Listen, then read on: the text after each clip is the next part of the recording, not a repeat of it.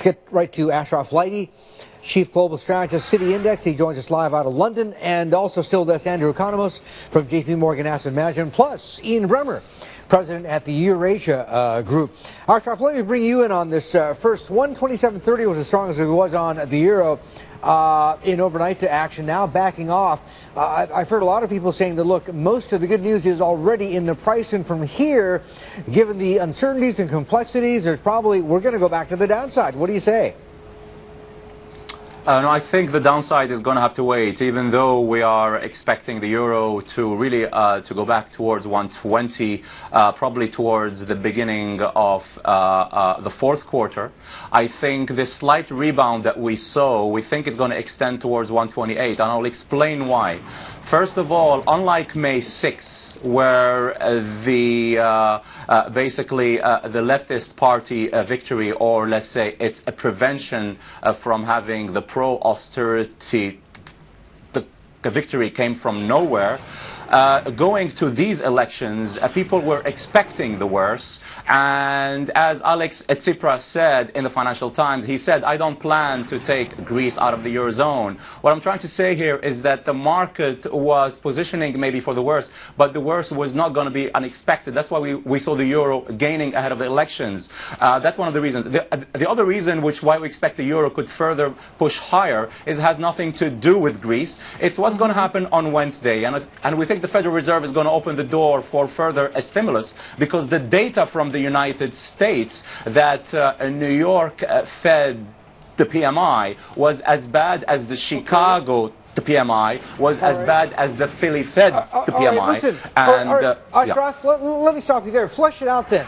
If come the upcoming FOMC, we are going to see more stimulus out of the Fed, what are we talking about here? An extension of Operation Twist and an expansion of it? And if so, by how much? It's going to be a relief rally that is going to be that opening the door for an extension of Operation Twist. We think that the euro could go towards 128, but like we learned last year, guys, which you have to know is very important, Operation Twist is not like outright QE1 and QET, where you just buy stuff. Operation Twist, you sell on the left and you buy on the right, or you sell on the short term, and that is not effectively complete injection. And the markets did not like it last year, and that's why we had to have an LTRO 1 and 2 to offset that, because Operation Twist by itself last November was not good enough. Okay.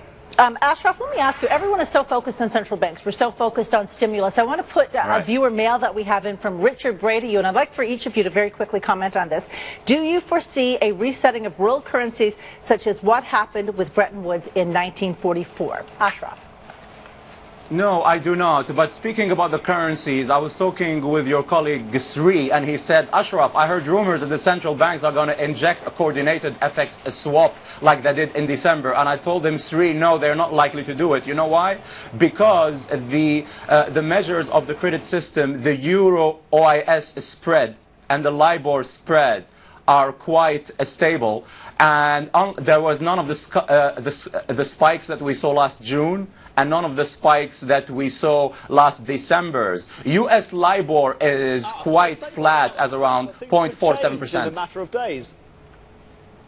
I'm sorry? The gauges of the banking stress are relatively stable right now, but the situation could change in a matter of days. We've seen this play out time and time again in the markets. Shouldn't it be the case then that the ECB acts before the event, takes a proactive approach? Look, if you look at the chart, Sri, I agree that things could change at a turn of, at a throw of a coin, or whatever you call it.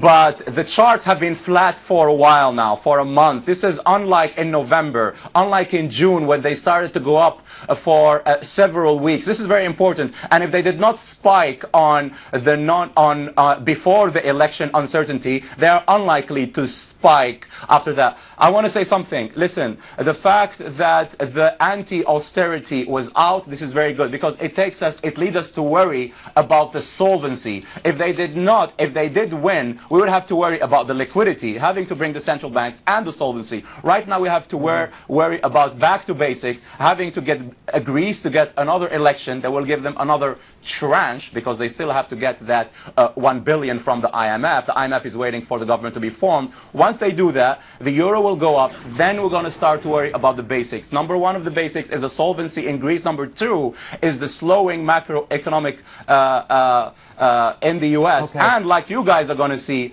the BRICs are slowing part. They're all cutting rates. Yep. The Indians are going to cut rates. The Chinese have cut rates. The Brazilians have cut rates to all-time low.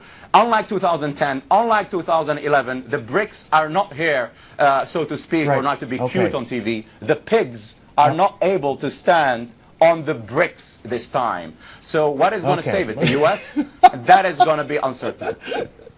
I think pigs normally stand in pigsties on mud, not so much bricks. But back to the question from the viewer that Lisa posed there. Andrew, Bretton Woods, 1944, it's well before your time. It's well before my time, too, believe it or not. But everybody's got, all of a sudden, this new vested interest in where their currency is and where it's positioned, relative to its peers. Are we seeing a micro Bretton Woods in the works here? Well, it's this view of beggar thy neighbor, right? It's competitive deval, which everyone thinks is going to bail them out short term, and it's a very quick solution to all this slowdown, economic growth slowdown problems. I would argue the contrary. Instead of focusing so much on FX or even on monetary policy, we have to start focusing on fiscal policy. And which are the two big blocks that still have a little bit of money to spend? It's the Europeans, because Europe does not have a debt problem. They have a debt distribution problem, too much debt in the South. And it's the Chinese that still have some money to spend. So I think you'll start to see fiscal policy step in, and that is less currency sensitive. It's more about who has the financial wherewithal to fund infrastructure projects and big spending projects, which are necessary to get the world out of this funk. Right. All right, Ashraf, let me get back to you. We've just got a couple of seconds left. Two quick questions, and keep it real short for us if you could. Why is the euro softening? Is it selling on the fact? 127.30 overnight, now down to 127.13. And why do you think we've got more headroom for the euro? You said 128. If indeed Operation Twist does not really work, it just redistributes along the curve, it doesn't actually increase the size of the balance sheet, and does that mean you're expecting LTRO3? Yeah, even though the Operation Twist is not going to prove to be a net effectively positive, the fact that the Fed is going to confirm to us that it's going to open the door for that this Wednesday is going to be a positive for risk appetite and so on and so forth. And we're not talking about 130, 131. We're just talking about probably maybe 128, 128.50, and that's really basically it. But the conditions, the challenges for the solvency in the Eurozone remain, and that's why the euro may not be expected to jump back up towards 130 or 131, and it's not expected to drop quickly back in because the central bank of the United States is expected to open the door for further liquidity, which is courtesy of the negative data that we saw last week in the U.S. All right, so sort of cushioned or bolstered both sides, and understood. Ashraf, got to go. Great to talk to you. Appreciate the time. Ashraf Laidi from City Index, still with us. Andrew Economist, JP Morgan Asset Management, also Ian Bremmer from the Eurasia Group. Both are taking your questions. Email us at squawk@cnbcasia.com. We're coming right back.